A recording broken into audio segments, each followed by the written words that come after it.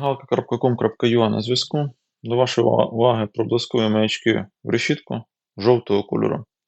Можуть працювати від 12 до 24 вольт. Також мають безпровідне керування з цього пульта. Також у нас є такі самі моделі і синьо-червоні. Мають масу режимів роботи.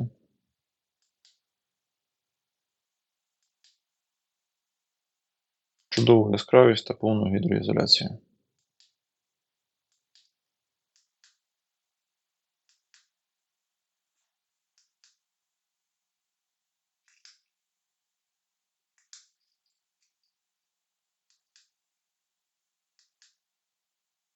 Останній режим роботи, який ми їм задали, під час вмикання і вимикання зберігається.